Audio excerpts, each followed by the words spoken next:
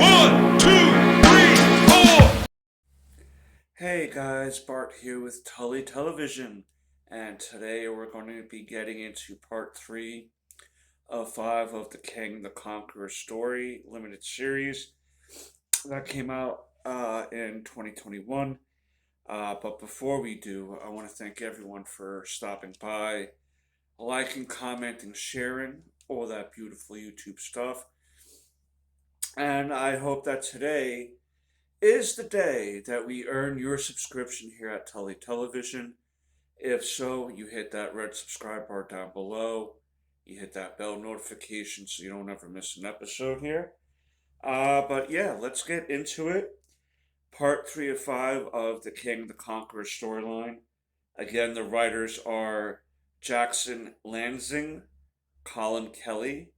The artist is Carlos Magno.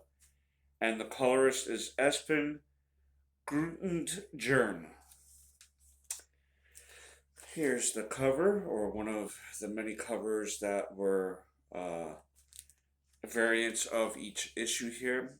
Now, in this issue, we're going to pick up where Nathaniel Richards, the king that we've been following since the beginning of this series, his interaction with Apocalypse near the end of the last issue, he decided to ask to be imbued with his powers to help become the person that he was looking to become.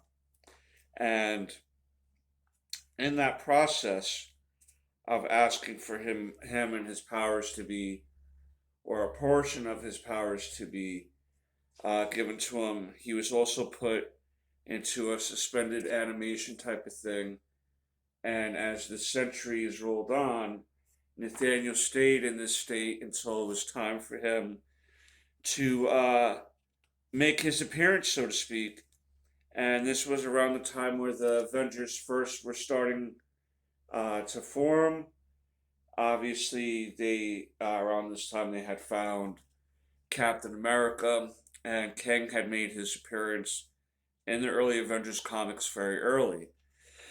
But at this point in time, as Kang was trying to fight the Avengers, Kang of that time period also had to worry about something else.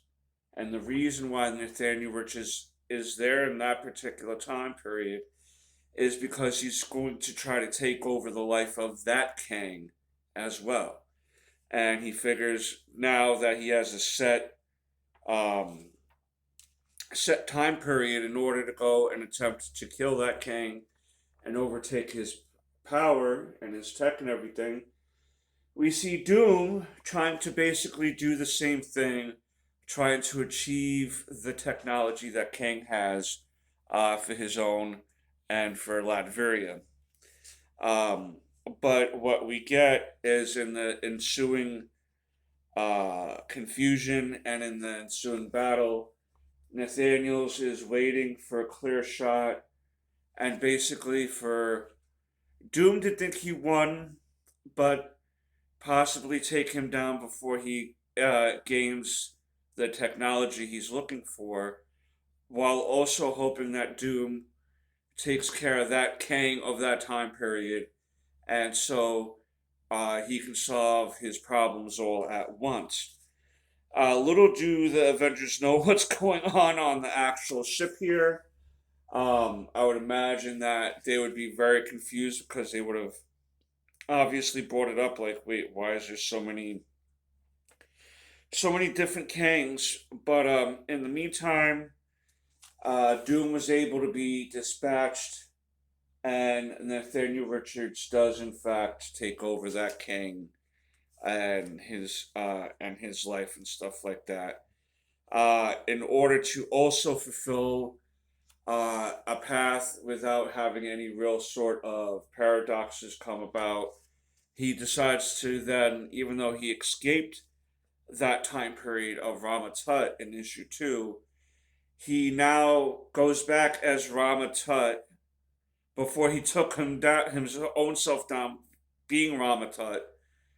Very confusing. So Nathaniel Richards, the one we've been following, even though Ramatut was defeated and Apocalypse helped him, decided to come to the 1960s or during the first one of the first iterations of the Avengers team, took over that King's life as well, to then go back in time to make becoming Ramatut official. So then there's a reason for him to initially go back in his time period to get himself. He's trying to make sure that the loop of time that made it possible for him to be Nathaniel Richards continues to get going, and by that, even though he helped defeat Ramatut, which is himself, he decides to go back and take his own place again.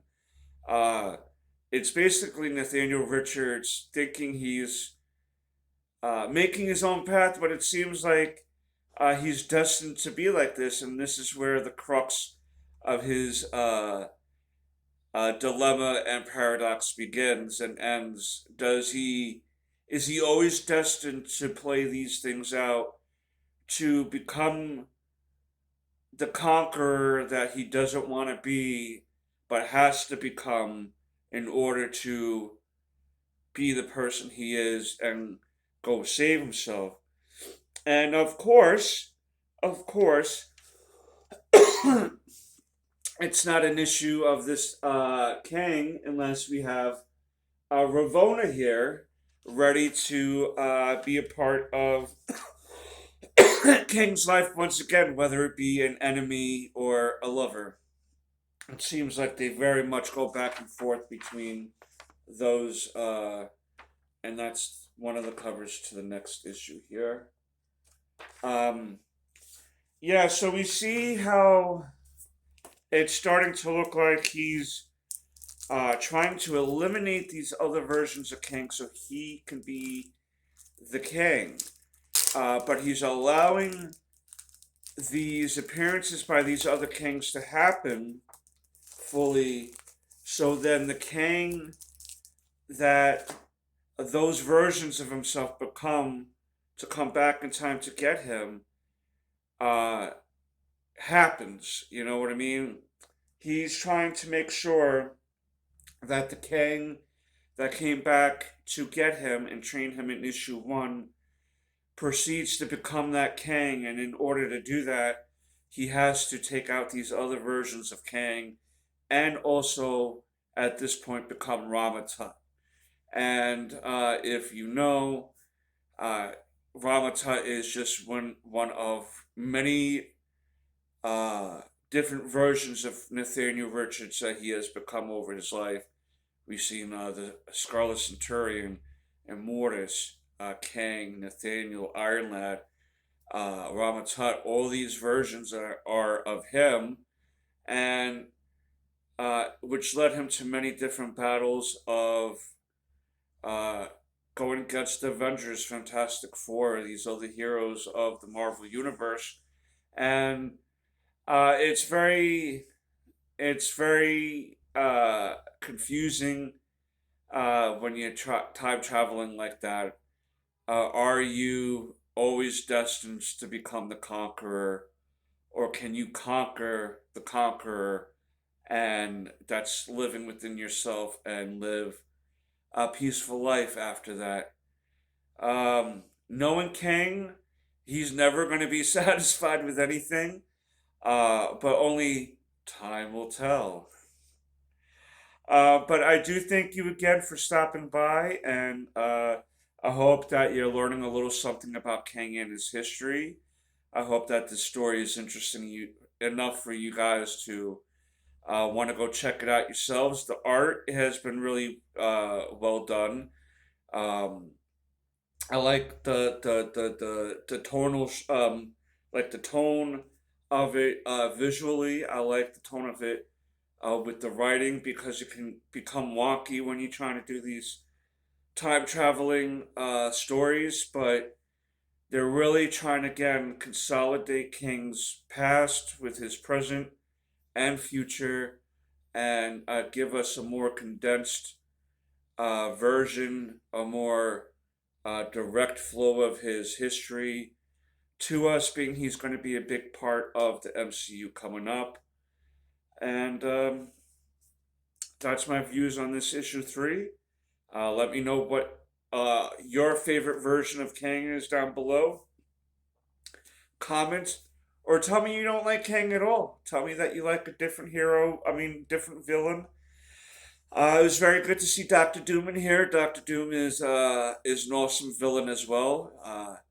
Our buddy Jordan, that's one of his favorite villains in the Marvel comics. But yeah, that's what I have for now. And until next time, peace, Knuckles.